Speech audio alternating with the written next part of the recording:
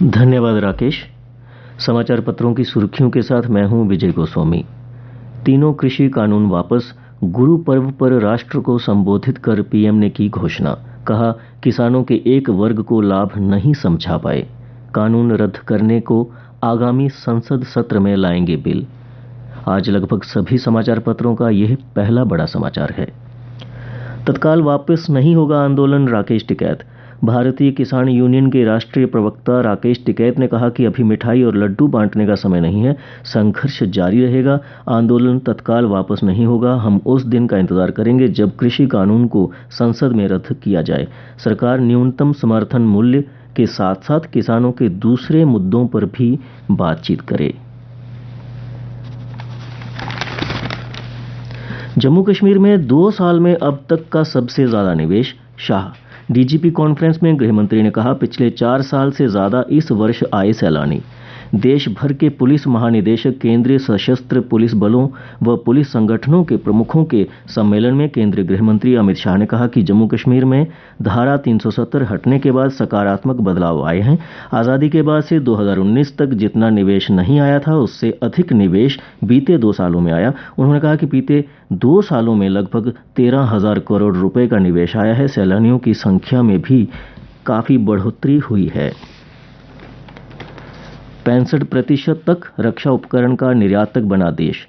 राष्ट्रीय रक्षा समर्पण पर्व के अवसर पर प्रधानमंत्री नरेंद्र मोदी संग मंच साझा करते हुए रक्षा मंत्री राजनाथ सिंह ने कहा कि अब भारत रक्षा उपकरण में आयातक नहीं बल्कि निर्यातक बनने की ओर अग्रसर है। मोदी द्वारा अगले 3 साल में देश को 35,000 करोड़ का निर्यातक बनाने का लक्ष्य रखा है।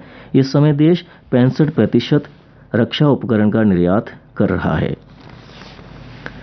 खड्ड भूमि पर बनी कॉलोनियों के जमीन हस्तांतरण पर जवाब मांगा।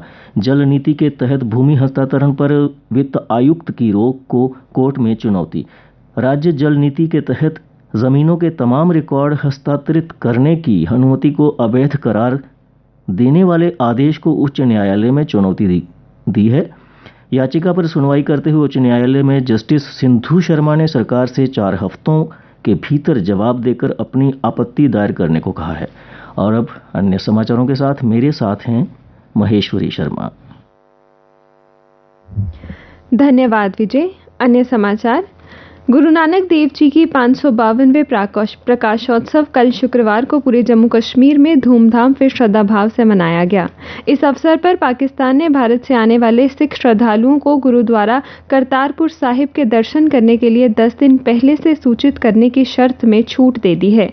हालांकि भारत के साथ लगाई गई इस शर्त में ये छूट अस्थायी है और केवल 30 नवंबर तक ही लागू होगी।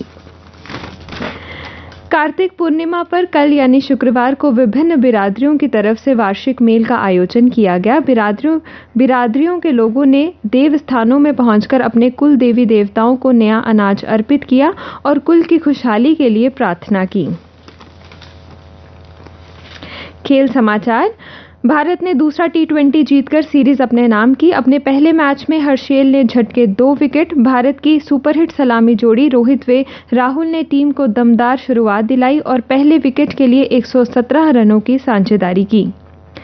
AB डिविलियर्स ने सभी तरह के क्रिकेट को कहा अलविदा। 2018 में अंतर्राष्ट्रीय क्रिकेट से लिया था संन्यास। इन्होंने 25 शतक वनडे में जड़े हैं और 53.50 की शानदार औसत से 9,577 रन बनाए हैं। इन्होंने मुंबई इंडियंस के खिलाफ साल 2015 में नाबाद 133 और गुजरात लायंस के खिलाफ साल 2016 में नाबाद 129 रन बनाए हैं।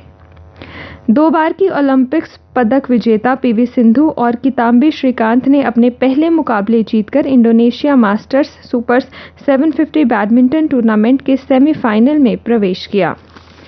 मौसम की बात करें तो आज मौसम के खुश्क रहने की संभावना है। कल दिन का अधिकतम तापमान 13.1 डिग्री सेल्सियस व न्यूनतम -1.4 डिग्री सेल्सियस रिकॉर्ड किया गया।